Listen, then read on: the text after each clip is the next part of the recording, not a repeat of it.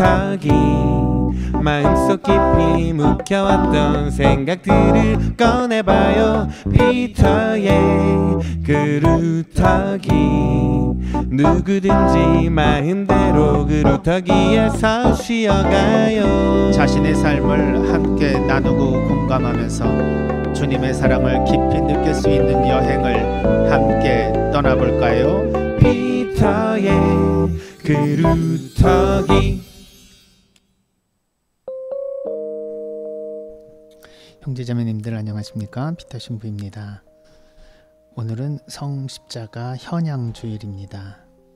요한복음의 말씀은 십자가를 우리가 묵상하도록 이끌어줍니다. 예수님께서 니코데모에게 하늘에서 내려오니 곧 사람의 아들 말고는 하늘로 올라간 이가 없다. 모세가 광야에서 뱀을 들어 올린 것처럼 사람의 아들도 들어 올려져야 한다 하고 말씀하십니다. 광야에서 사람들이 모세에게 불평불만을 할 때 구리뱀을 높이 들어서 그것을 본 이스라엘 백성들이 치유를 얻은 것처럼 하나님의 아들도 십자가에 달려 세상 높은 곳에 들어 높여졌을 때 사람들이 그 십자가에 달린 예수님을 보고 믿음과 희망 그리고 치유를 얻을 수 있다는 말씀을 주십니다. 하나님께서는 세상을 너무나 사랑하신 나머지 당신 외아들을 이 세상에 보내주셔서 그를 믿는 사람은 누구나 멸망하지 않고 생명을 얻게 하셨다고 말씀하십니다. 우리가 하늘나라로 올라가지 못하는 존재이니 하나님께서는 이 세상에 내려오셔서 우리에게 십자가의 삶을 통해 하나님 나라로 올라갈 수 있는 길을 가르쳐 주십니다. 십자가 현양축일의 참된 뜻은 이 세상에서 당신께서 가르쳐 주신 이 십자가의 삶을 용기 있게 지고 가고 그 십자가를 통해 영광을 얻을 수 있는 그러한 죽음과 순환 그리고 영광과 환희의 모든 것이 이 십자가에 달려있다라는 것을 묵상하는 것일 겁니다. 사도 바울의 필립비 말씀 오늘 제2독서에서 나와 있는데요. 이 말씀을 쭉 묵상하면서 하나님께서 우리를 이끌어 주시기 위해 가장 낮은 이 세상에 내려오셔서 우리를 가장 높은 하느님 나라로 이끌어 주시는 이 모든 신비를 함축적으로 설명하고 있는 이 구절을 통해서 십자가의 참된 의미를 다시 한번 새겨보았으면 좋겠습니다. 그리스도 예수님께서는 하나님의 모습을 지니셨지만 하나님과 같음을 당연한 것으로 여기지 않으시고 오히려 당신 자신을 비우시어 종의 모습을 취하시고 사람들과 같이 되셨습니다. 이렇게 여느 사람처럼 나타나 당신 자신을 낮추시어 죽음에 이르기까지 십자가 죽음에 이르기까지 순종하셨습니다. 그러므로 하느님께서도 그분을 높이 올리시고 모든 이름 위에 뛰어난 이름을 그분께 주셨습니다. 그리하여 예수님의 이름 앞에 하늘과 땅 위와 땅 아래에 있는 모든 자들이 다 무릎을 꿇고 예수 그리스도는 주님이시라고 모두 고백하며 하느님 아버지께 영광을 드리게 하셨습니다.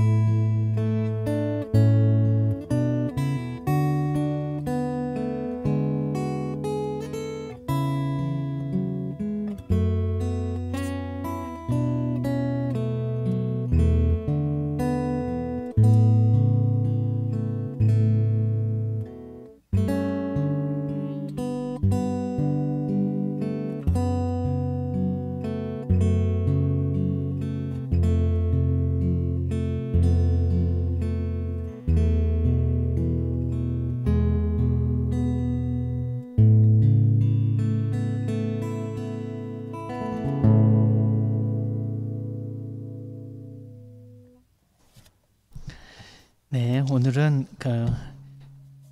김영복 리카르도 신부님께서 십자가 현양 축일을 맞이해서 특별히 우리가 묵상할 수 있는 묵상곡 좋은 기타 연주로 이 시간을 열어주셨습니다. 신부님 안녕하세요. 네, 안녕하세요. 네, 정신이 없습니다. 신부님 너무 그 연주가 감미롭고 이 가을 냄새가 물씬 나면서 묵상을 잘 할 수 있게 도와주셔서 너무 감사합니다. 우리 뭐 노정님님도 가을을 느끼게 한다고 하시면서 어떻게 신부님 연주한 걸 금방 알아보지? 몇 번 틀렸거든요. 인간적인 연주로. 네, 음원은 안 틀리는데 제가 이제 황신부님이랑 같이 하면서 종종 연주를 하면은 이게 꼭 처음에 또 틀리더라고요. 그래서 오늘은 좀 덜 틀리긴 했는데 어찌됐든 틀렸습니다. 오늘은 불완전함의 영성을 살고 있기 때문에. 네, 저희가 또 주제가 불완전한 인간, 불확실한 언어지 않습니까? 그러니까 오늘 너무 완벽하면 좀 얄밉지 않아요? 그렇죠. 음원처럼 하면은 음원을 듣고 말죠. 그렇지. 뭔가 사람 냄새가 나야 된단 말이죠. 네. 또 제목이 오늘 그 여름이 지나간 바다라는 제목의 기타 연주였어요. 가을 냄새가 난다고 이렇게 해주셨는데, 그렇지. 네, 맞죠. 가을이 이렇게 느껴지는 그런 곡이어서 제가 선정을 했고요. 십자가 현양 축일인데 예수님의 어떤 그 사랑이 이 가을의 날씨 안에서 잔잔하게 우리 안에서 계속해서 되새겨지면 좋겠다라는 취지에서 또 이제 이 곡을 가져와서 연주를 해드렸습니다. 그렇구나. 네. 그 여름 한여름의 그 바다, 네. 그죠? 그거 그러면 왠지 이렇게 흥겨운 노래가 생각이 나는데 이제 한풀 딱 더위가 꺾이고 그리고 이제 선선한 바람이 불어오면서 이제 초가을을 알리는 그러한 그 이 날씨의 바다는 또 어떨까? 막상 들어가려고 그러면 이제 엄청 추워지겠죠? 그러니까요. 그런데 나름대로 우수에 젖는 그런 그 아주 낭만적인 분위기 이렇게 무시무신 이렇게 마음속으로 이렇게 느껴지면서 조금 더 있으면은 이제 막 낙엽 태우는 소리도 나고 맞아요. 또 벼 익는 소리도 들리면서 노란 그 들판역이 또 이렇게 우리의 마음을 차분하게 해주지 않나. 우리 인생의 마지막 이렇게 가을날도 좀 생각을 해보면서 항상 이렇게 좋은 묵상을 던져주는 이제 새로운 계절로 들어가는 것 같습니다. 오늘은 어떤 주제로 이제 이 시간을 열어볼까요? 네, 저번에도 저희가 새로운 주제를 이제 설명드리면서 좋은 나눔을 했었는데요. 다시 한번 2화까지 오늘 다시 한번 전체 주제에 대해서 설명을 드리자면 저희가 굉장히 불완전하지 않습니까? 뭐 인간적인 실수도 하고 또 그리고 계속해서 성장해 나아가는 과정 안에 있기 때문에 끊임없이 뭔가를 받아들일 필요가 있는 것 같습니다. 근데 여기에서 저는 이제 또 저희가 피터 헬그루터기아 상담 관련된 이제 방송이기 때문에 언어에 대해서 더 한번 숙고해 볼 필요가 있다 생각했습니다. 그래서 지난번에도 말씀을 드렸지만 공평이라는 주제를 갖고 얘기를 했을 때 내가 생각하는 공평과 그리고 남이 생각하는 공평 그리고 사회가 생각하는 공평이 다 다를 수 있기 때문에 우리의 의사소통이 때로는 굉장히 혼란스러울 때가 있다. 그래서 단어 하나하나를 조금 더 깊이 숙고해 볼 필요가 있겠다라고 이제 말씀을 드리면서 공평에 대한 주제로 1시간을 나눠봤고요. 오늘은 저희가 이제 제목을 보시면 알겠지만 실망이라는 단어를 가지고 오늘 이야기를 나눠보고자 합니다. 실망이라는 단어의 그 이제 사전적 정의는 이렇습니다. 희망이나 명망을 잃음 혹은 바라던 일이 뜻대로 되지 아니하여 마음이 몹시 상함이라는 뜻이라고 합니다. 근데 이제 이 단어의 뜻 자체만을 봐도 느끼시는 분들도 있겠지만 마음이 몹시 상함이라고 하는 그 주체는 바로 본인 자신입니다. 상대방의 마음이 상하는 게 아니라 본인의 마음이 상하는 게 실망이라는 단어인데 저는 이 단어가 굉장히 자기중심적인 단어로 느껴졌습니다. 뜻대로 되지 않았다 함은 자신의 관점에서만 할 수 있는 말이 아닌가라는 생각을 했기 때문입니다. 하지만 우리가 많은 경우 실망했어 라는 말을 하지만 우리는 그 안에 원망을 하고 있다는 그 뜻을 내포하고 있기도 합니다. 너에게 실망했어. 라고 말하지만 한번 기억해 보면 좋겠어요. 실망했어라는 말을 주변에서 들었을 수도 있고 내가 했을 수도 있는데 거기에는 내 마음이 상했어라기보다는 너를 원망해라는 그런 뜻이 더 많이 담겨 있는 것 같습니다. 그래서 실망은 그 주체를 나에게 두는가 혹은 상대방에 두는가에 따라 큰 차이를 가져오는 단어인 것 같습니다. 실망한 사람이 나라는 것을 확실히 인지하고 내가 마음이 상했구나 하고 그 상황 자체를 기꺼이 받아들일 때 상처, 그 안에 있는 새로운 나를 발견할 수 있다는 것입니다. 그래서 우리는 실망이라는 단어를 어떻게 쓰고 있는가, 혹은 원망이라는 단어는 부담스러워서 실망이라는 단어를 쓰고 있는 것은 아닌가 한번 고민해보는 시간을 가져보면 좋겠습니다. 그러네요. 이제 막상 또 이렇게 단어를 누구나 다 알고 있는 얘기고 일상 용어지만 막상 우리가 이렇게 사용하면서 좀 더 이렇게 깊이 있게 생각해 볼 수 있는 시간은 그렇게 흔치 않는데, 오늘 하여튼 뭐 저번 시간에 이어서 두 번째로 하나의 어떤 단어를 가지고 좀 더 깊게 생각해 볼 수 있는 시간 마련해 주셔서 감사합니다. 근데 오늘은 왜 게스트가 안 오셨어요? 제가 어쩌다 보니까 네. 비워놨더라고요. 아, 쉬고 싶다는 열망을 무의식적으로 그렇군요. 투영한 건지. 네. 그래서 오늘 조촐하게 초심을 그 다잡는 의미로 그렇구나. 신부님과 담소를 나누기 위해서. 실수를 가장한 휴식입니까? 사실 안 오면은 좀 부담이 덜하기도 하고 허전하기도 하고 그런 것 같아요. 그러네요. 하여튼 신부님하고 같이 이렇게 실망에 대한 이야기 이렇게 해보는데, 오늘도 성 십자가 현양 주일이니까 십자가를 통해서 그 당시에 이제 이스라엘 사람들, 특히 이제 예수님을 따르던 많은 사람들이 예수님이 십자가에 못 박혀 돌아가실 때 얼마나 또 실망을 했을까, 이제 여기서부터 저는 생각이 이렇게 들더라고요. 그러니까 오늘 신부님 말씀해 주신 것처럼 실망은 어떤 희망을 잃어버리거나 자기가 원하는 것을 이루지 못했을 때 느끼는 감정, 그렇게 말씀을 하셨는데, 예수님께서 예를 들면은 뭐 정치적으로 로마로부터 우리를 구원해 주시는 그런 위대한 지도자, 우리를 이끌어 주실 수 있는 아주 강력한 힘을 가지고 있는 그런 다윗의 후손, 뭐 이렇게 생각을 했는데, 아니 예수님이 너무도 무력하게 십자가에 못 박혀 돌아가시는 모습, 그리고 너무도 처절하게 정말 보통 사람이 당할 수 있는 그런 수모에 상상할 수 없는 정도의 비천한 죽음을 당하신 것을 보고 얼마나 실망을 했었을까. 근데 이제 그러한 실망은 아까 신부님이 말씀해 주신 것처럼 내 쪽에서의 어떤 욕구나 희망이 사라지는 것이지, 그래서 그것을 어떤 이기적인 차원에서의 감정으로 볼 수가 있는 것이지, 또 다른 차원에서 보면 이것은 어떤 다른 느낌일 수 있을 것이다. 그러니까 어떤 면에서는 이제 우리가 실망을 느낄 때 우리는 어떻게 그것을 극복할 수 있고, 또 그것을 우리가 바라보는 우리의 감정은 또 어떠해야 되는지, 뭐 이런 얘기를 좀 더 이렇게 나눠보기 위해서 이 주제가 오늘 주제를 신부님이 가져오신 것이 아닌가라는 생각이 들었습니다. 네. 신부님은 어떻게 뭐 실망하신 적도 있으시겠죠? 그렇죠. 실망을 안 할 수는 없겠죠. 근데 제가 이렇게 주제를 정해오고 또 이제 뭔가 문장을 만들어 오면서 그 사실 제 얘기기도 했습니다. 너한테 실망했어라는 말을 직접적으로 못해도 마음속에서 실망한 그 마음 안에는 사실 원망이 더 컸을 때가 많았어요. 내 마음이 상했지만 그거를 받아들이기 싫으니까 그 모든 원인을 이제 남한테 돌리는 거죠.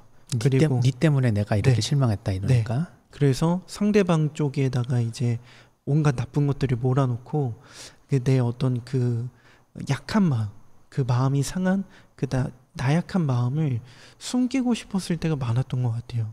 근데 또 보면은 진짜로 주변에 실망이라는 단어를 유독 많이 쓰시는 분들 같은 경우에는 나 속상해라는 말을 쓰기보다 실망이라는 말을 또 많이 쓰시는데 그 안에는 보면은 너가 그렇게 한 게 너무 싫어, 너 왜 그랬어 하고 원망, 비판, 정말로 비관적으로 본인을 보거나 남을 보는 그런 경우가 생각보다 꽤나 많은 것 같더라고요.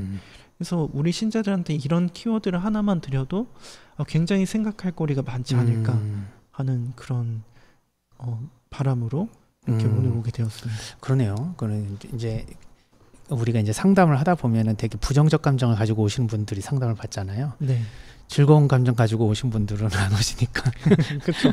근데 이제 되게 이제 실망함을 가지고 오시기도 한다. 근데 그 실망이 아까 신부님 말씀처럼 내 쪽에서 느끼는 감정이 아니라 상대방 쪽에서 나에게 준 감정으로 느껴지면 실망이 원망으로 이제 바뀌게 되고, 그 원망이 깊으면 굉장히 그 이렇게 분노 감정도 일어날 수 있고요. 또 뭐 절망감도 있을 수 있고 막 그렇게 되겠죠. 네. 그래서 보통 이제 이 부정적 감정 중에 핵심은 사실은 이제 이렇게 퍼져나가는 그런 분노 감정, 그 다음에 안으로 막 스며드는 그런 슬픔 감정, 이제 이런 것들의 이제 이 방향성을 놓고 봤을 때 전부 그것이 나로부터 올라온 것이 아니라 외부로부터 들어온 것처럼 느꼈을 때 이게 해결이 안 된단 말이죠. 맞아요.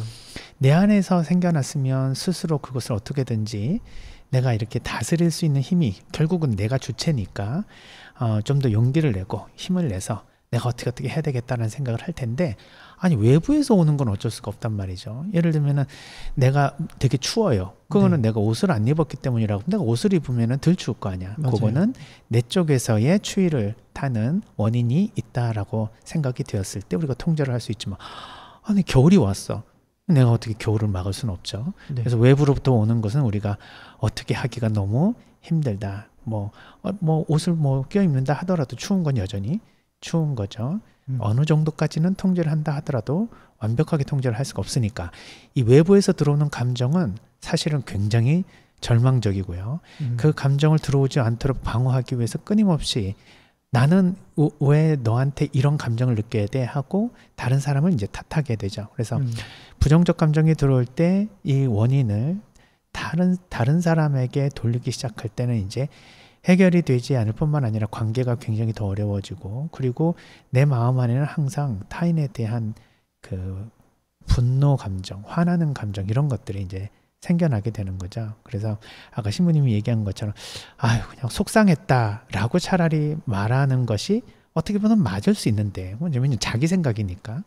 그런데 타인을 보고 너 때문에 화가 났다, 너 때문에 되게 실망했다, 이렇게 되면은 마치 타인이 원인이 된 것처럼 얘기하는 것이니, 우리가 만약에 이런 부정적 감정이 들었을 때 우리는 어떻게 이 원인을 돌리고 있는지에 대해서 한번 생각해 볼 필요는 있는 것 같습니다. 고등학교 때 생각나는데, 그 고등학교 때 수학 선생님이요, 저 엄청 좋아했거든요, 저를. 그래가지고 수학 경시대 보냈어요. 근데 아니 거기 가봐서 앉아 있는데 우리 그 수학 선생님이 거기 그 시험 감독관이더라고 또. 근데 이렇게 왔다 갔다 하면서 내 시험지 답안을 계속 쳐다보는 거예요. 네, 엄청 신경 쓸 것 같은데.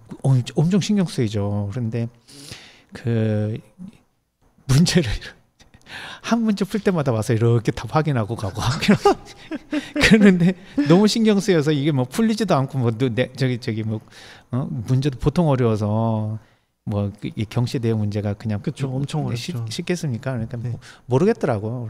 그래서 막 대충 풀고 막 이러고 있었는데 막 와가지고 옆에서 가슴을 막 치시면서 너 공부 안 했구나 막 그러고 막 계속해서 말 거시는 거예요. 그러면서 어휴 저기 제 이름을 부르면서 실망했네. 그래서 내가 아니 왜 자기가 나한테 기대를 걸어놓고 실망을 했는데 내가 뭘 어쨌다고. 그쵸. 그렇네요. 실망에 대한 얘기를 해야 되니까 이제 그 생각이 나는데 내가 기대치에 부응하지 못하는 그런 사람인가라고 생각을 하다가 나중에는 아니 나한테 왜 기대 이상으로 저기 희망을 걸어놓고서 왜 실망을 하시지? 그렇죠. 근데 그 얘기가 진짜 확실한 것 같아요. 본인의 기대라는 거는 상대방의 그거랑 전혀 상관없잖아요. 그러니까 그런 부분에서 내가 실망했을 때 그런 마음을 진짜 잘 바라보면 좋을 것 같은데, 그 다음에 혹시 선생님이 신부님을 대하는 태도가 혹시 달라졌었나요? 아니요, 그래도 계속 좋아하시더라고요. 그래요? 그래도 좋은 분이시네요. 네, 실망은 했지만 학교 망신시켰지 뭐. 근데 아무튼 그때도 그렇고 그 이후로도 그렇고 이렇게 저는 이렇게 그 우리 분들이 기대를 많이 하시는 것 같아요. 그래서 그게 부담이 좀 있었던 것 같습니다. 그래서 실망이라는 얘기를 하다 보니까 자꾸 그렇게 어린 시절에 생각이 나는데 이렇게 기대에 이렇게 누가 기대를 하게 되면 그 기대에 맞게 행동하거나 거기에 맞게 내가 뭔가 성과를 내야 되거나 이제 이러잖아요. 맞아요. 근데 이제 그렇게 하지 못할 때 이제 미안한 감정이 들잖아. 그런데 그러다가 좀 지나면은 내가 왜 다른 사람이 나한테 기대하는 거에 대해서 내가 부응하지 못할 때 왜 내가 그거에 대해서 불편한 감정을 가져야 되지? 이런 생각을 또 할 수도 있겠죠. 생각을 해보니까. 맞아요. 근데 이제 저는 그렇게 기대를 해주시는 그런 그것이 처음에는 불편을 했는데 나중에는 야 이게 진짜 복에 겨워가지고 호강에 요강 깨는 소리 하고 있구나. 다른 사람들은 기대가 아니라 오히려 아예 희망도 안 갖고 무시당하고 막 그런 내용들을 많이 듣잖아요. 그렇죠. 그래서 진짜 이거 복이 터져가지고 그런 소리 했구나라는 생각이 드는데요. 아 맞아요. 근데 확실히 저도 이제 신부님 그 학교 생활 말씀해 주시니까 저도 어렸을 때 생각이 많이 나는데 그 제가 실망을 하는 것보다 누군가를 실망시키고 싶지 않아서 행동했던 경우들도 막 이제 떠오르거든요. 그러니까 실망이 이제 뭐 본인의 어떤 실망도 있겠지만 그 기대를 충족시키지 못해서 오는 본인에 대한 실망, 그러니까 자존감이 낮아지는 그런 체험도 저는 그 실망의 일종이라고 볼 수 있겠다 생각이 드는 게, 저희 집 같은 경우에 이제 뭐 누나가 공부를 잘했는데 저는 뭐 공부에 흥미가 없었어요. 시키니까 하는 거고. 누구는 흥미 있대? 네, 그러니까 뭐 잘하고 못하고 제가 잘하고 나 못해도 별 상관이 없었거든요. 근데 이제 자꾸 이제 학교가 등수를 매기고 그리고 이제 어머니도 누나가 공부를 잘했으니까 제 성적표를 보고 너무 놀라신 거지. 그럼 비교치가 있어서 문제네. 네, 그렇죠. 그래서 저는 근데 그게 별로 그런 게 없었거든요. 근데 어느 순간 그게 이제 그런 기대를 자꾸 받다 보니까 그 어머니의 실망스러운 표정을 보다 보니까 아 이게 공부를 잘해야 되는구나, 실망시키지 않기 위해서 해야 되는구나 라는 생각이 엄청 했었어요. 그러니까 뭐 성적은 올라가는데 뭐 크게 뭐 기쁘고 그런 거는 없더라고요.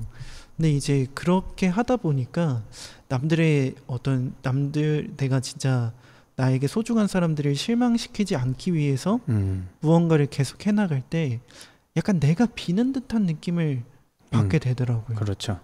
제가 즐거워서 한다면은 그것들이 나한테 정말 도움이 되고, 물론 그렇게라도 공부하면 다 도움은 됩니다. 그래서 뭐 다 나쁜 게 아니라 좋은 게 훨씬 많았고요.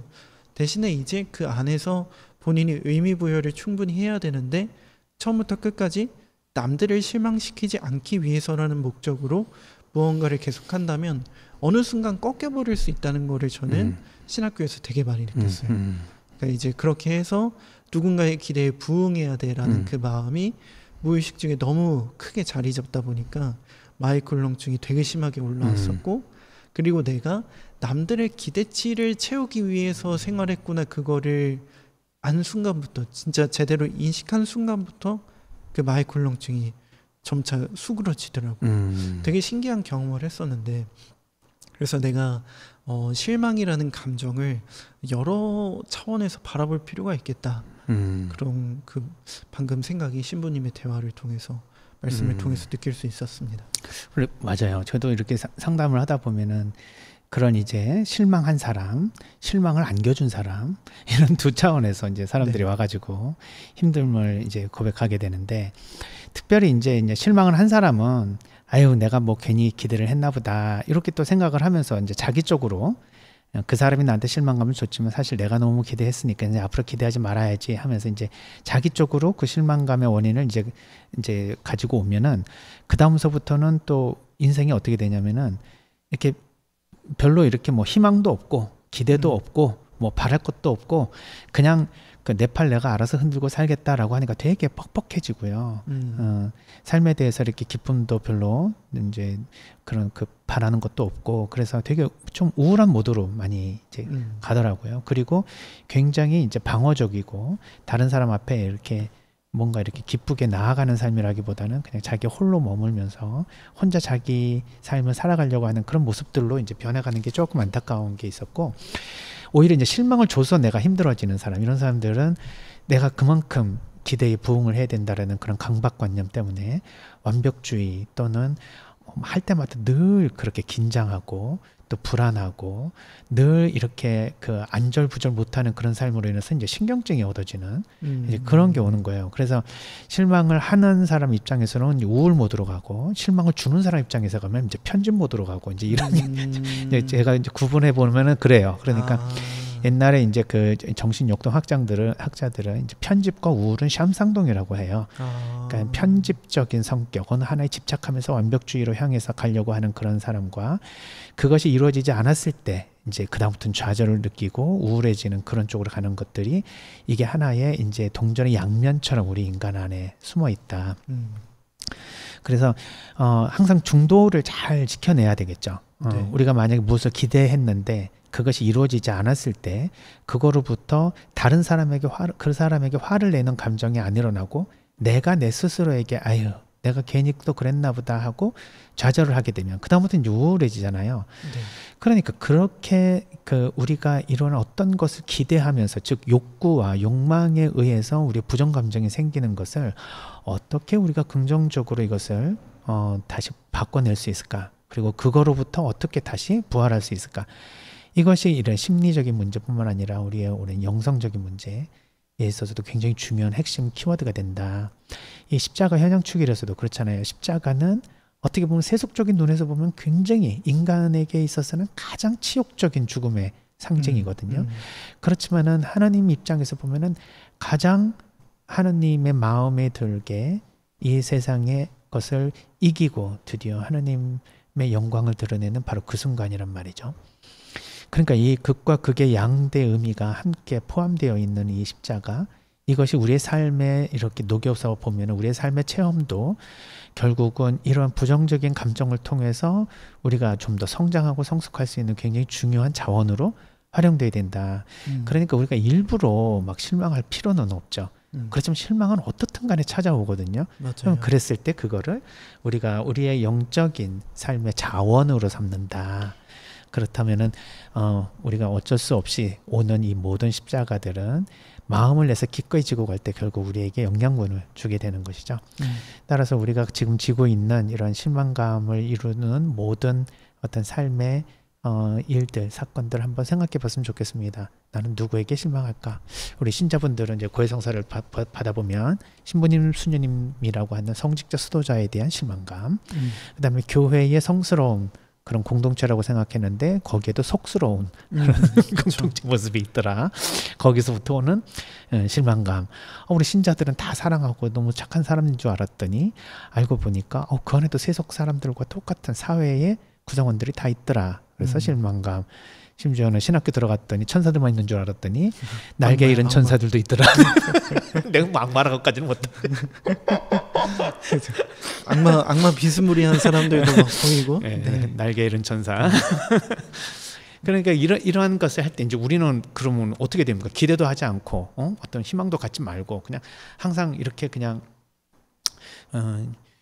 뭐라 그러더라고요. 뭐 이렇게 보통 이런 말은 좀 세속스러운 얘기인데, 아예 그냥 세상은 다 그냥 쓰레기야, 뭐 이렇게 얘기를 하는 사람들 있잖아요. 네. 그렇게 봐야 되는가? 그렇지 않죠. 그래서 우리의 기대와 희망이 때로는 우리를 좌절시켜주는 어떤 기준은 되지만 그것이 있기 때문에 우리가 삶의 의욕을 가지고 오히려 그것을 이루기 위해서 노력하려고 하는 원동력도 되니까 나에게 있어서는 그런 기대와 희망이 나를 좌절시키는 모드로 나를 변화시키는지, 아니면은 나를 오히려 힘있게 두 다리를 곳곳이 세우고 열심히 노력할 수 있도록 나를 이끌어주는 건지. 이게 굉장히 이제 백지장 한 장 차이란 말이죠. 어렵죠. 그래서 저는 그 아브라함 얘기가 이제 신부님 말씀하시면서 떠올랐는데, 그 99살이 될 때까지 아들을 얻지 못하지 않습니까? 네. 물론 종을 통해서 그 이제 아들을 얻지만 그 전까지는 분명 하나님이 약속을 해주셨는데 너의 자손이 모래알처럼 많게 해주겠다라고 해주셨는데 희망 없잖아요.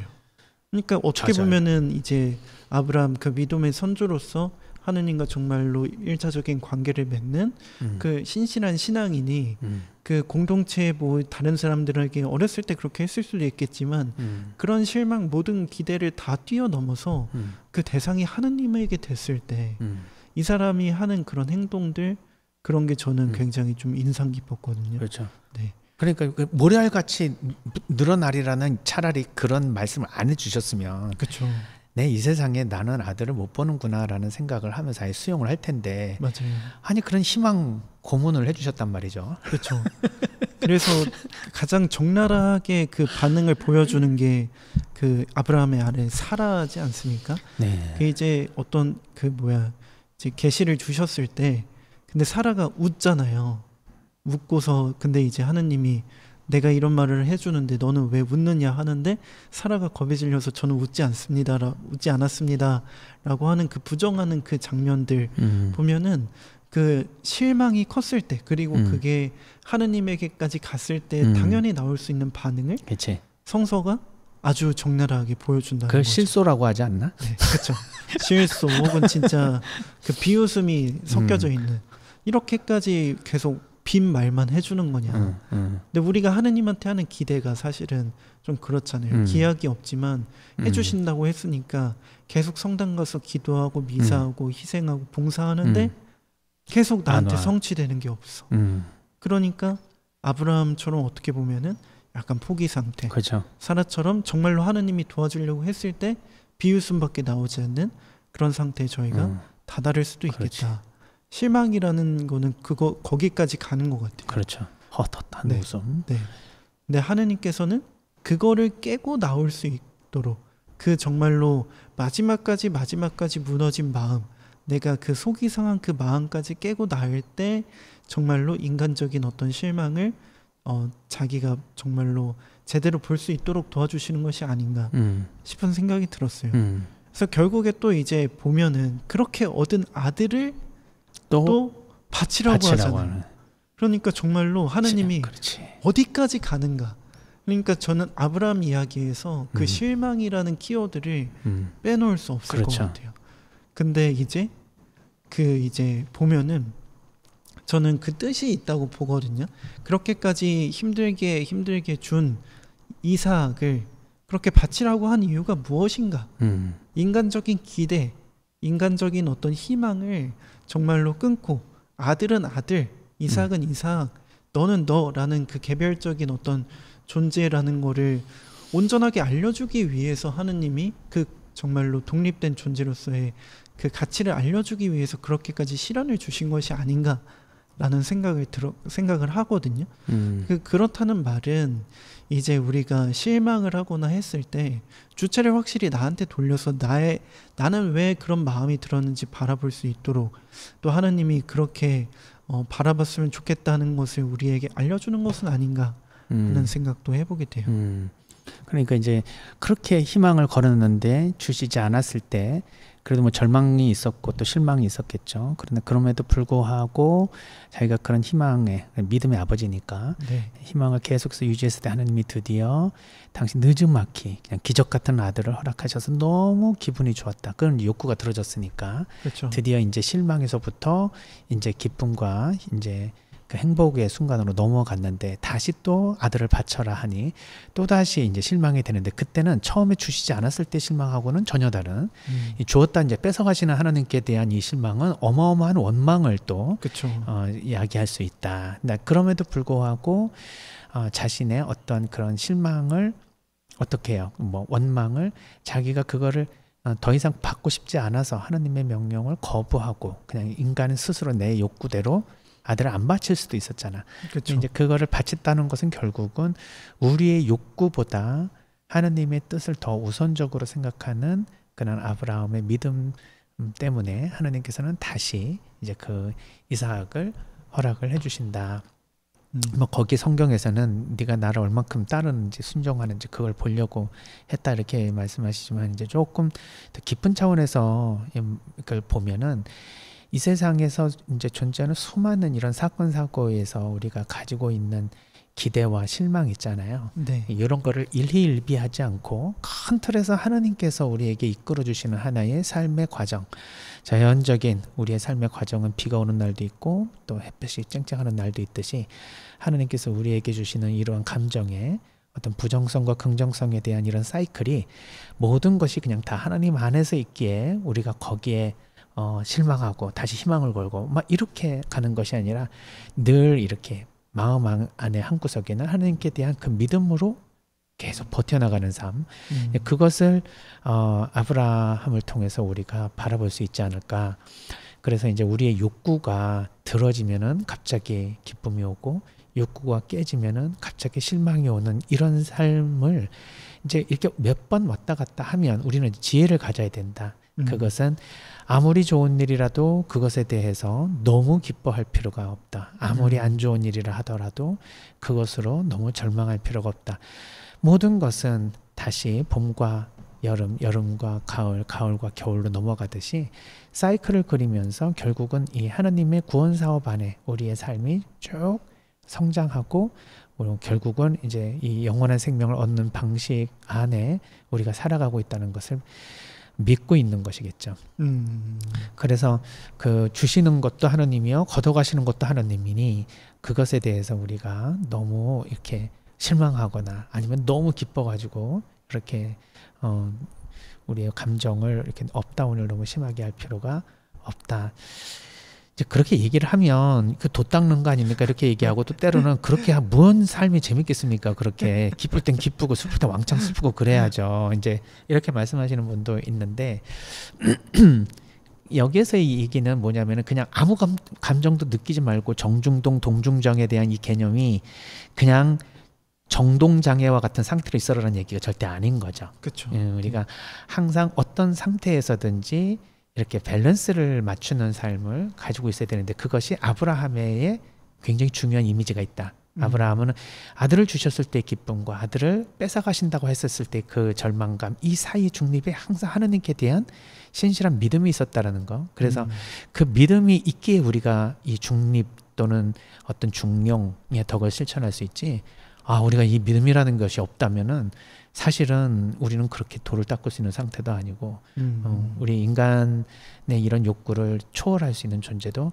아니다. 그래서 결국은 하나님께 대한 신앙이야말로 우리가 이것을, 이 감정적인 것도 잘 견뎌내 나갈 수 있는 굉장히 중요한 자원이 된다라는 것을 우리가 영성적으로도 우리가 이렇게 확인해 볼 수가 있는 거죠. 진짜 그렇네요. 이게 참 돛 닦는 얘기를 이제 어찌 보면은 드리는 것처럼 느껴지는 것도 사실이지만, 한편으로는 그런 마음으로 살아갈 때 훨씬 더 행복할 것 같아요. 예전에 진짜 막 그 작은 것에 슬퍼하고 기분 나쁘고 그랬을 때보다 어떤 일에서든 기도할 줄 알고 감사할 줄 아는 그 마음으로 살다 보면은 이상하게도 마음이 되게 충만하더라고요. 근데 그런 상태를 누구도 뺏어갈 수 없다는 걸 느끼니까 너무 행복한 거예요. 근데 그거는 사실 겪어보지 않으면 모르는 그런 상태인 거잖아요. 근데 또 신기한 거는 그런 상태에 있다가도 어느 순간 꼬꾸라져가지고 그 막 되게 힘들 때도 있긴 있거든요. 제 경험입니다. 근데 이제 그런 상황에서도 다시금 감사를 드릴 줄 알고 기도할 줄 아는 그 마음으로 돌아가면은 되게 신기하게 은총 속에 산다는 거를 딱 느끼면서 다시금 그 내 발걸음이 가벼워지는 그런 경험들을 하게 되는 것 같아요. 그래서 저는 그 처음에 그 테살로니가 1서 이제 여러분들 유명한 말씀이잖아요. 언제나 기뻐하십시오. 끊임없이 기도하십시오. 모든 일에 감사하십시오. 라는 이 구절이 너무 이상적인 거 아닌가. 이거는 그냥 뭐 표어처럼 그냥 좋은 말만 모아놓은 거 아닌가라는 생각을 했었는데, 인간적인 실망 그리고 인간적인 기대와 희망 이런 것들을 자꾸 해보다 보니까 이게 얼마나 중요한 말인지 점차 더 많이 깨닫는 것 같아요. 그래서 아마 신자분들도 오늘 이제 방송을 들으면서 나는 언제 실망을 하고 있지? 나는 누군가에게 실망을 주지 않기 위해서 어떻게 살아가고 있지? 뭐 이런 여러 가지 감정들을 한번 되돌아보시면은 아마 되게 재밌게 오늘 방송 또 들으실 수 있지 않을까 싶습니다. 감사합니다. 시무님, 오늘 시무님이 또 연주해 주시는 거예요? 네, 한 곡을 더 할 건데, 네. 그 한 곡은 꽃이라는 성가입니다. 꽃이요? 네, 꽃. 한번 청해 듣도록 하겠습니다. 그리고 말씀 계속 이어가겠습니다.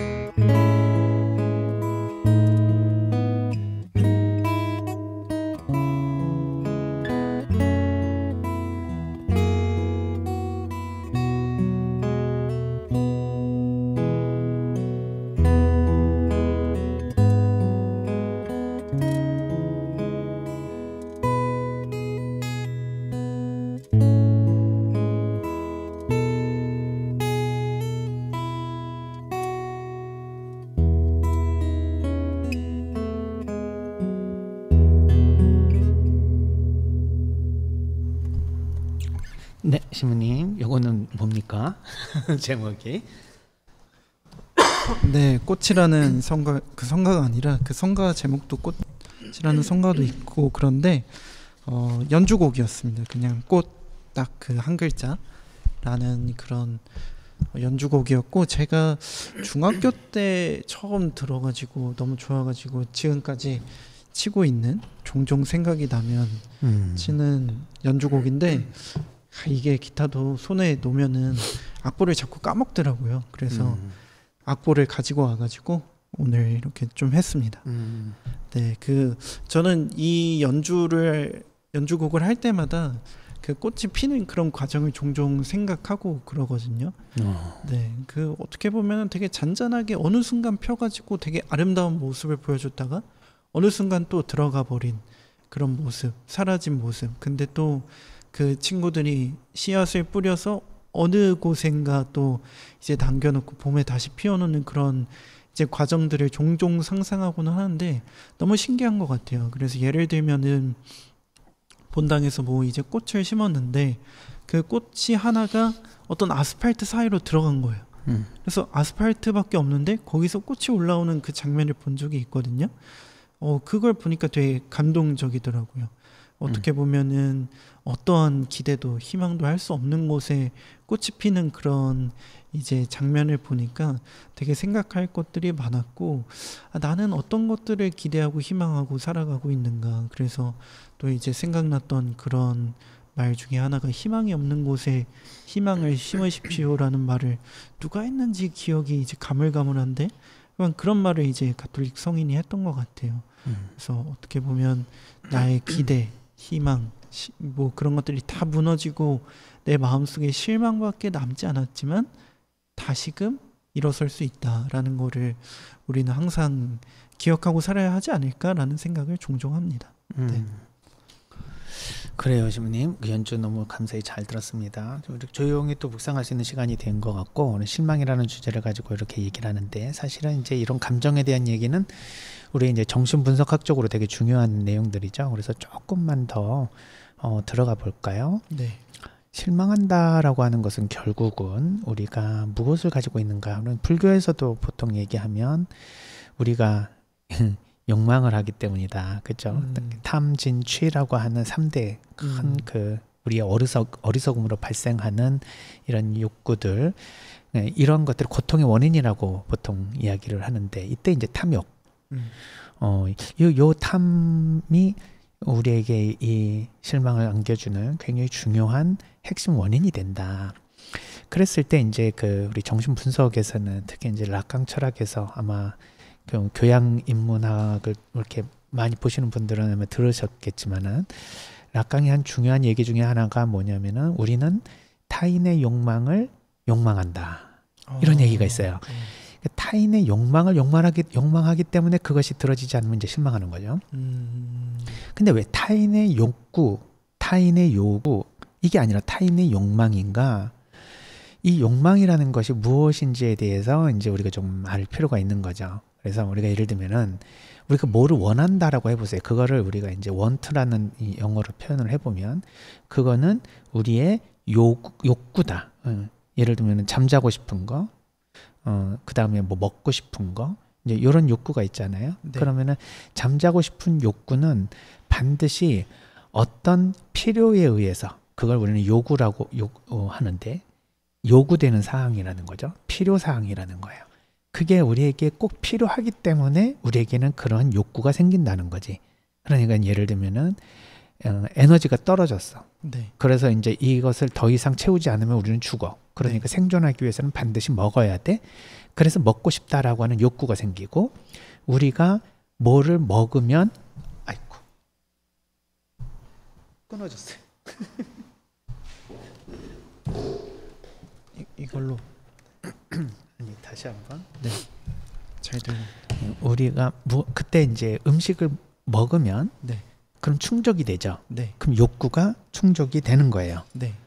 근데 그 충족되는 그 욕구는 요구, 즉 우리에게 필요로 하는 그 필요로 하는 것을 우리가 채우기만 하면은 없어지는 욕구죠. 네.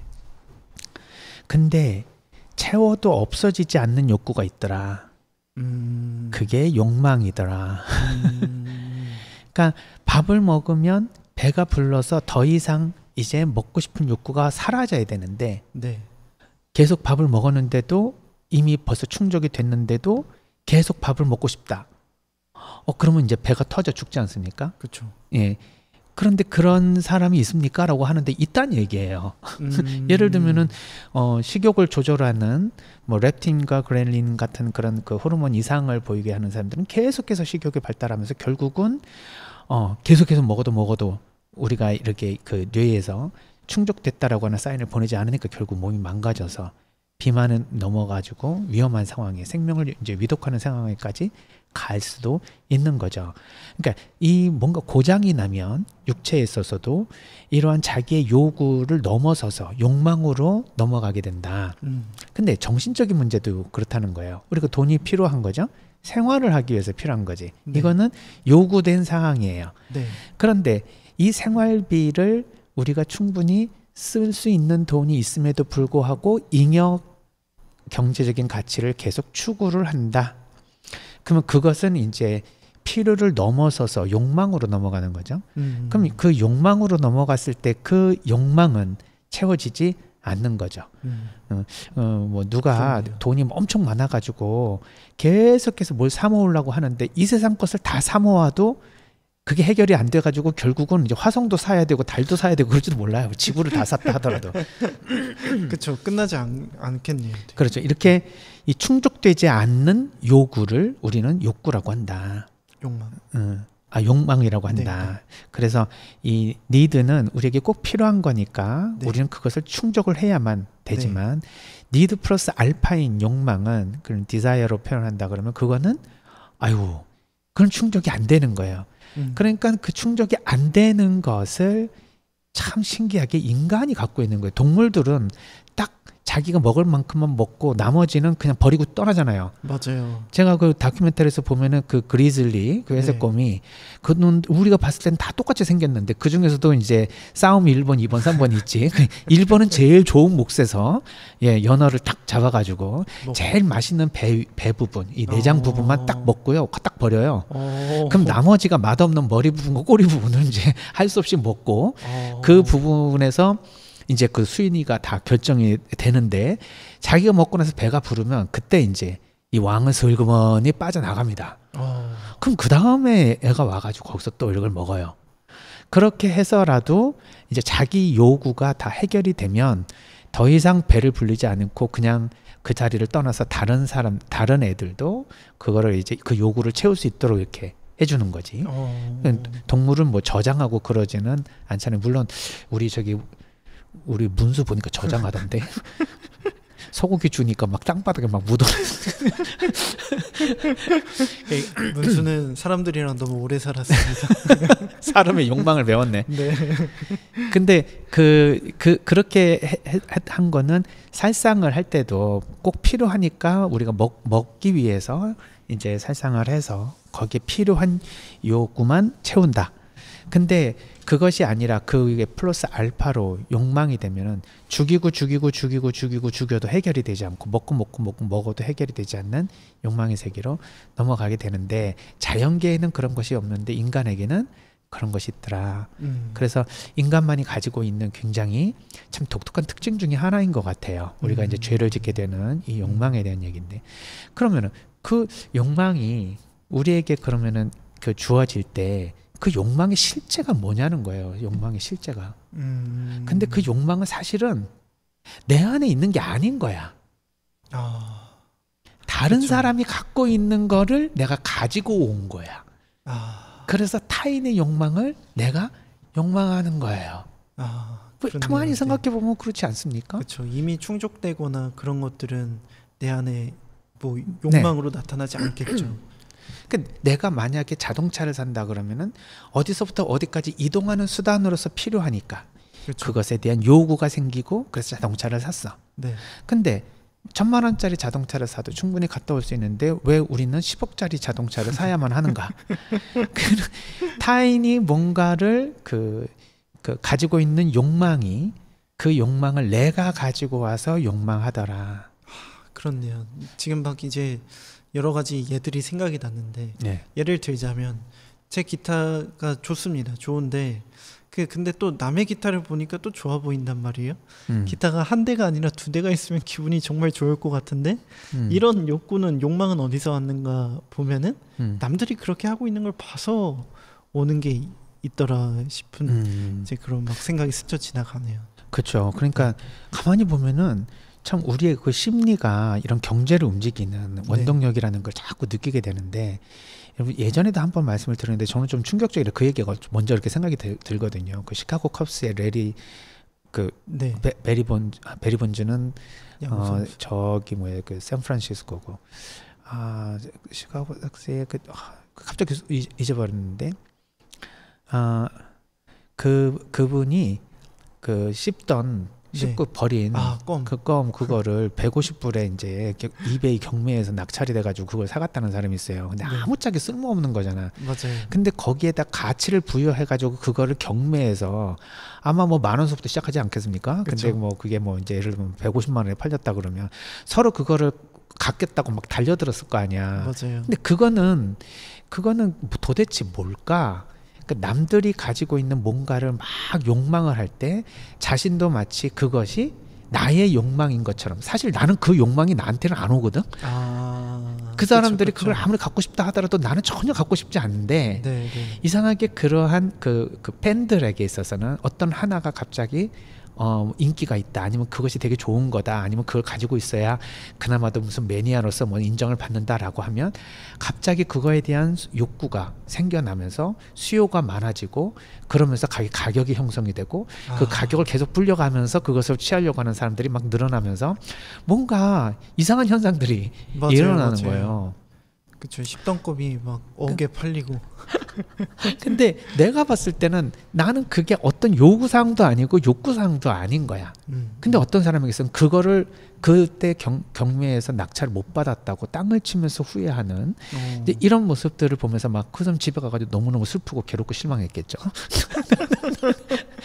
그 욕망이라고 하는 것에 대한 실제가 뭐냐, 정말 그게 나한테 필요한 것이냐, 아니면 정말 그게 의미 있는 것이냐 했었을 때는 신기루 같은 거예요.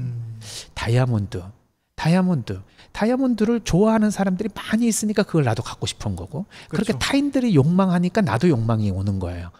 그런데 사실 뭐 신부님도 그렇고 나도 그렇지만 다이아몬드에 대한 욕망은 난 1%도 없거든요.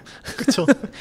그냥 유리 조각이죠. 저희가 봤을 때는. 만약에 그게 욕망이 생겼다 그러면 그걸 팔아가지고 현금으로 바꿔서 내가 뭘 필요한 걸 사야 되겠다는 것 때문에 다이아몬드가 수단으로 필요하겠지, 다이아몬드가 목적으로 필요를 할 리는 없단 말이에요. 그러니까 어떤 면에서는 타인의 욕망은 내 욕망이 자동으로 들어오는 게 아니라, 타인의 욕망을 우리가 욕망할 때 내가 왜 여기에 이 사람들과 같이 인발브 돼가지고 이 욕망을 계속 욕망하지?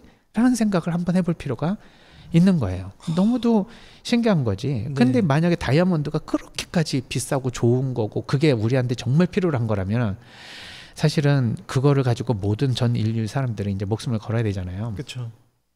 근데 나중에 이제 뭐 섬에 떨어져 가지고 가가지고 거기서 이제 몇 사람이 이제 거기서 이렇게 생존해야 된다고 해봐봐. 그때 다이아몬드는 진짜 아무짝에 쓸모없는 돌덩어리일 걸. 그렇죠. 탄소 결합체밖에 더 돼. 거기서 진짜 필요한 건 바나나 하나, 그게 훨씬 더 중요한 거 아니에요? 그렇죠. 칼 하나가 훨씬 더 낫겠죠. 그렇죠. 그러니까 이런 우리가 이 요구에 대한, 니드에 대한 생각을 하면서 그것이 충족이 되면 만족할 수 있는 우리의 마음 상태. 근데 그걸 만족하지 않고 계속해서 끊임없는 욕망을 우리가 추구하는 이유는 무엇일까? 이거를 생각해 보면 사실은 허상인 거지. 근데 그거를 모르면서 계속 그거를 추구하더라. 그래서 예전에 이제 그 프랑스의 어떤 그 패셔니스트가 이런 얘기를 했는데, 패션은 그 바보가 만들고 현자가 그걸 쫓아간대요. 그러면 이상하잖아. 현자가 만들고 그리고 바보 같은 사람이 그걸 똑똑한 사람이 만들었으니까 저걸 쫓아가야 되겠다라고 해야 되는 것이 좀 논리적으로 이해가 가지만, 그냥 아무것도 모르는 사람이 그냥 만들어놨는데 똑똑한 사람이 그걸 따라간대. 그럼 이게 무슨 말일까? 실체가 없다라는 얘기일 가능성이 되게 높은 거죠. 그냥 어떤 사람이 그냥 옷이 없어가지고 그냥 그 이렇게 찢어진 옷, 너덜너덜한 옷을 입고 다녔더니 그게 멋있어 보여가지고 그게 갑자기 패션이 된다라고 그쵸. 해보세요. 네. 이런 거를 보면 우리 인간이 참 이런 심리가 뭐 어떤 실리적인 그리고 이성적이고 논리적이고 합리적인 것 같지만은 사실은 굉장히 아무것도 아닌 어떤 그런 그 우주를 나아갈 수 있는 그런 이 세상에서 굉장히 지성을 가지고 있는 존재임에도 불구하고 어떤 면에서는 한낱 미물과 같은 곤충보다도 못한 생각으로 그렇게 파멸될 수 있는 그런 양극단을 다 가지고 있는 인간이 아닐까 이런 생각이 듭니다. 그러니까 한편으로는 진짜 실망이라는 거는 실체가 없을 수도 있겠네요. 그 정말로 누군가한테 직접적으로 상처를 받고 정말로 아픈 경험을 해서 실망이 생길 수도 있겠지만 한편으로는 어떤 그 욕구, 욕망에서 올라오는 많은 어떤 결과물로 실망이 따라온다면 그 실망은 되게 허무할 네. 수도 있겠다. 네, 그래서 우리가 그 실망 안에 정말로 사람에 대한 어떤 관계에서 오는 상처가 있을 수도 있겠지만 그 안에 만약 허무가 있다면 나의 욕구, 나의 욕망은 과연 어디를 쫓아가고 있는가? 내 마음은 도대체 무엇을 원하고 있는가? 나는 왜 그런 것들을 쫓고 있었는가 하고 아주 본질적인 질문을 던져볼 그렇죠. 필요가 있겠네요. 그렇죠. 네. 내가 원하는 것에서 필요한 부분만 딱 빼서 그것이 충족되면 만족을 해야 더 이상의 실망이 없어요. 그런데 이게 그 니드를 넘어선 욕망까지를 우리가 원할 때 반드시 실망이 오는 거지. 그럼 실망하지 않는 방법은 딱 하나예요. 그냥 니드만 채우면 돼. 필요한 것만 채우면 돼. 그런데 필요한 것을 우리가 못 채웠을 때는 어떡합니까? 라고 해서 가만히 생각을 해보면 우리에게 있어서 정말 필요한 것을 못 채우는 경우가 얼마나 될까? 그 뭐 이전에 그 S대 뭐 사회학과 2학년이 자기는 흙수저고 아무리 사회에 나가서 노력을 한다 하더라도 여기 있는 애들 집안 훌륭한 그런 금수저를 따라잡을 수 없다는 생각에 좌절감으로 자살을 했잖아요. 네. 근데 이제 자신이 생각하고는 흙수저라고 했다 그러면은 그게 과연 진짜 자기에게 니드가 결핍이 돼서 그러니까 필요가 결핍이 돼서 돌아가셨냐는 거예요. 그렇죠. 그렇진 않죠. 욕망이 그렇죠. 네. 그 욕망이 좌절된 거지. 그쵸. 그것도 그 욕망도 자기가 가지고 있었던 것이 필요라고 생각하고 있는 욕망이지만 사실 타인들이 생각하고 있는 욕망일 거야. 그렇죠. 나에게 있어서는 뭐 강남에 뭐 몇 평대 뭐 무슨 차 이런 그쵸. 것들이 누구나 다 갖고 있는 것은 아니지만 그렇기 때문에 내가 가져야 된다. 그래야 내가 뭔가 의미가 있다라는 생각을 이렇게 하게 되면서 또는 남이 올라가는 지위 그런 어떤 권력 이런 것들에 대한 이제 그 우리의 이제 욕망이 결국 그걸 이룰 수 없다라는 좌절감으로 이렇게 나왔을 때 그 실망감이 극단적으로 이루면 결국은 자기의 삶, 자기의 목숨, 자기의 존재 여기에 대한 부정으로 이어지겠죠. 진짜 그렇네요. 그 참 상대적인 빈곤이라는 말이 신부님 말씀을 통해서 이제 떠올랐는데, 그러니까 어떻게 보면은 기본적인 욕구가 다 채워졌어요. 먹고 자고 그런 게 그치. 다 해결이 됐는데 상대적으로 초라해.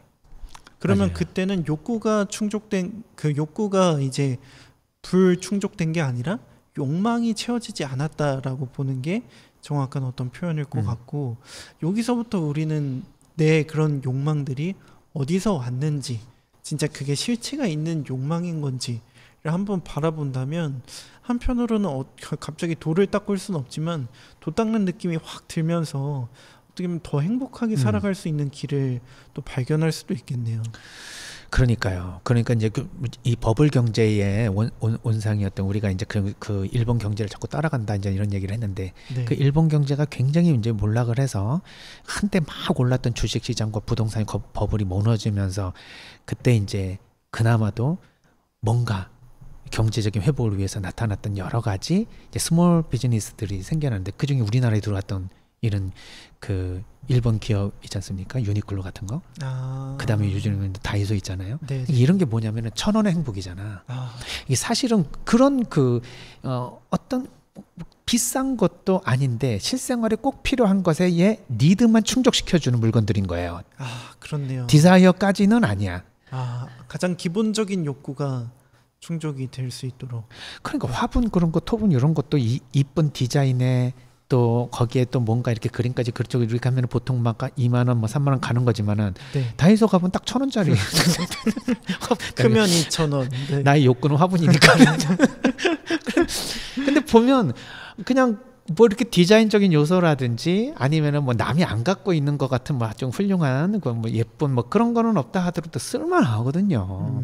맞아요. 생활에 필요한 니드는 다 충족시켜 줄 수 있는데 가격은 비싸지 않는. 그래 그게 굉장히 불티나게 팔릴 수 있었고 그것이 회사가 성장할 수 있었던 것은 우리의 이제 이 요구에 충실한 물건들을 만들어서 경제적으로 사람들에게 이제 그걸 전달해 주는 그런 회사였던 거죠. 거기에 욕망을 플러스 시키면 그렇게 되면은 이제 아주 뭐예요? 우리가 어떤 요즘 MZ 세대가 서로 이렇게 만나가지고 100일 되면은 뭐 1년 되면 뭐 이런 식으로 선물 받아야 된다잖아요. 근데 100일 되면은 기본적으로 이건 뭐 일부 얘기겠습니다만 1,200짜리 정도의 백은 뭐 받아야 된대요. 세상에. 근데 이제 제가 당근 마켓에서 네. 당근 그런 중고거래 사이트잖아. 네. 그러면 가방 이런 거 나왔을 때 기본적으로 한 2, 3만 원 정도, 10,000만 원짜리 이렇게 나오는 줄 알았더니 500만 원짜리 뭐 S 뭐 사회, 맞아요. 뭐 B 사회 뭐 막 600만 원짜리 이런 게 막 단거리 나오는 거예요. 그러면은 맞아요. 그럼 뭐 그거보다 더 비쌌다는 얘기 아니야? 막 700~800만 원짜리 되는 거 막. 근데 그 가방을 보면서 그런 생각을 하는 거야. 그 욕망의 덩어리잖아, 그게. 맞아요. 나는 딱 2,000원짜리 그 요만한 그 조그만 그 가방만 갖고도 얼마든지 그쵸. 그 물건을 담을 수가 있는데 그쵸. 신부님 쇼핑백으로 모든 거를 해결하지. 심지어 이마트 쇼핑백 갖고 나갔다가 어떤 분한테 되게 신부님 이거 완전히 깹니다 막 그랬었어요. 그럼 그걸로 저기 뭐 담아왔다고. 근데 이제 그런 거 보면서 생각을 많이 하거든요. 네. 예를 들면 클러치백 같은 거는 그냥 조그만 무슨 사물함 이렇게 다는 거 아니에요. 저는 이제 그 영수증 같은 거 모아놓는 가방으로 쓰는데 그 클러치백 그거 하나가 300만 원이야. 그러면은 제가 쓰는 거는 다이소에서 5,000원짜리거든요. 근데 아무도 쓰는데 뭐 지장이 없어. 맞아요. 근데 아무도 부러워하진 않지.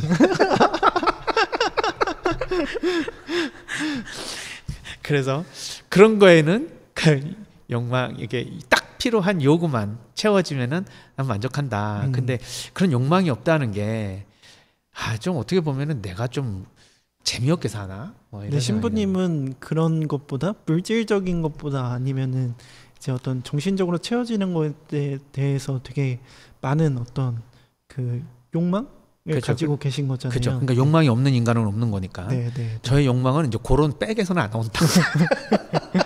다이소에 1,000원짜리 화분이면 충분하십니다. 나의 욕망은 다른 거에 있는 거죠. 네, 그러니까 사람마다 그 욕망하는 것들이 다 다르고 그렇지만 그게 어느 정도 이제 깊이에 있냐에 따라서 되게 허무한 삶을 살 수도 있고 아니면은 그 안에서도 충만한 삶을 살 수도 있다는 게 인간의 어떤 그런 신비이지 않을까. 그래서 정말 다양한 사람들이 있고 다양한 삶의 방식으로 살아가는데 그래서 그 누군가 실망이라는 말에 던졌을 때 얼마나 그 안에 복잡한 사정들이 들어있는지 오늘 다시 한번 깨닫는 것 같아요. 그렇죠. 그러니까 진짜 욕구와 욕망, 어떤 기대, 희망 이 많은 것들이 스펙트럼으로 펼쳐져 있는 이 상황 안에서 딱 실망이라는 하나 단어로 그 상황을 절대 이해할 수는 없는 거죠.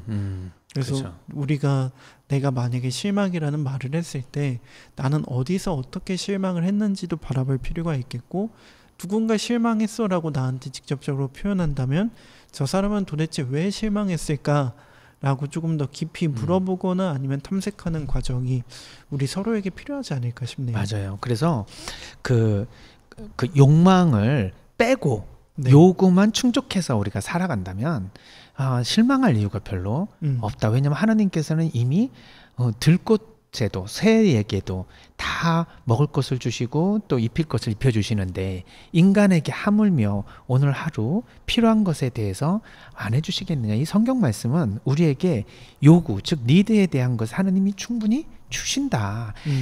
너희들이 그 욕망만 거기에 추가로 충족되지 않는 요구인 이 욕망만 가지고 있지 않는다면 그거로부터 좀 자유스럽다면 설사 갖고 있다 하더라도 그것에 실망하지 않고 자유롭 수만 있다면 그러면 우리는 이제 이런 실망감이나 이런 것으로부터 우리가 조금 이렇게 마음의 평화를 얻을 수가 있겠죠. 예를 들면 자식에게 실망한 부모님, 그 자식에게 원하는 게 뭘까요? 그냥 건강하게 사는 거 아닐까? 자기가 진짜 행복하게 그렇게 지내는 그런 자식의 모습을 보는 게 아닐까? 그런데 남보기에 좋은 아들, 남보기에 멋있는 그런 딸, 뭐 예쁜 딸, 뭐 이런 것은 어떻게 보면은 그 안에 이 요구를 넘어선 욕망이 숨어 있다. 그 욕망을 우리가 알아차리기만 하면 때로는 욕망할 수도 있겠죠. 네. 다른 사람이 보는 그럴듯한 아들, 다른 사람이 보면 그럴듯한 집안, 그게 뭐 타인의 욕망을 욕망하는 거니까. 근데 그것에 대해서 알아차리면 된다면 뭐 들어주면은 그것도 뭐 채워지지 않는 욕망이 계속 채워지는 과정에서 조금씩 느끼는 즐거움도 있겠지. 네. 그렇지만은 그것이 이루어지지 않음으로써 실망을 하거나 아니면 그걸로 갈등을 빚거나 그걸로 결국은 어떻게 이제 완전히 관계가 끊어지거나 심지어는 어떤 생명을 잃어버리는 그런 것까지 이르지는 않아야 되겠다. 그래서 우리는 실망에 대한 얘기를 욕구와 연결을 해가지고 욕망과 연결해서 한번 생각을 해봤으면 좋겠다는 생각이 듭니다. 네, 참 실망 이 단어 하나만으로도 이 많은 것들이 나오는 걸 보면은 너무나 신기하고 우리가 마음 공부를 왜 해야 되는지 서로가 말을 할 때 얼마나 주의를 더 기울여야 하는지 아마 느끼는 시간이 되시지 않았을까 싶습니다. 그래서 앞으로 이제 8번의 주제가 더 남아있는데 그 8개의 단어들을 통해서 조금 더 현명하게 우리가 서로를 알아가고 서로와 대화하는 그런 과정들을 거쳐갔으면 좋겠고요. 참 그 오늘 좋은 말들 많이 나와서 그 다 들어오지 않았을 수도 있어요. 그러나 저희한테는 다시 보기가 있으니까 혹시 또 이해 안 가는 부분 아니면 더 궁금한 부분이 있다면은 댓글로 남겨주셔도 좋고 아니면 메일로 보내주셔도 좋을 것 같습니다. 네, 어찌됐든 오늘 쉬운 얘기기도 하고 또 어려운 얘기기도 하고 공감이 참 많이 가는 이 이야기들 주의 깊게 들어주셔서 너무나 감사드립니다. 네, 그러면은 마무리 할까요? 네. 다음 주제는 뭔지는 모르겠지만 우리가 이런 감정에 대해서 같이 이야기를 하고 또 어느 하나의 단어를 가지고 이렇게 저렇게 얘기하는 것은 우리의 사고 지평을 좀 넓혀주는 것 같아요. 아유, 참 살아가기 너무 힘들죠. 요즘 같은 세상에 살맛 안 난다라는 생각하시는 분들도 많이 계시고 그런데 이제 이랬을 때 우리의 좀 욕망에 대한 얘기를 좀 많이 생각을 해봤으면 좋겠다. 우리에게 꼭 필요한 이 요구는 뭘까? 했을 때 우리에게 정말 삶에 가장 필요로 하고 꼭 있어야 되는 것들은 이미 하나님께서 허락을 해주시지 않았을까? 그것에 만족하고 그렇다면 언제 어디서는지 우리는 감사하고 기뻐할 수 있을 것 같습니다. 또한 인간에게 어쩔 수 없이 욕망할 수도 있겠죠. 그러나 그 욕망으로 인해서 실망하는 것까지는 그렇다 하더라도 좌절하거나 아니면 삶을 포기하는 그런 상황까지는 가지 않아야 할 것입니다. 그래서 우리의 욕구는 사실은 요구와 욕망으로 이루어졌다. 그래서 요구까지를 우리가 욕구로 가지고 간다는 것은 굉장히 중요한 우리 삶의 본질적인 부분이다. 그렇지만 욕망까지 우리가 넘어서게 되면 이 욕구가 결국은 우리 자신을 파멸로 이끌게 되니 이 종교에서 가르치고 있는 우리의 욕심, 우리의 욕구를 다 버리라고 하는 것은 결국 욕망을 버리라고 하는 것으로 우리가 정리해서 알아들으면 좋을 것 같습니다. 꼭 필요로 하는 우리 자신의 삶의 부분을 하나님께서 어떻게 허락해 주시고 우리에게 주셨는지 우리가 한번 생각을 해보면서 오늘 하루 감사한 마음으로 하나님께 찬미 드리는 하루 되었으면 좋겠습니다. 들어주신 모든 분들 감사드리고 다음에 또 새로운 주제로 만나보도록 하겠습니다. 감사합니다. 사랑합니다. 감사합니다. 사랑합니다.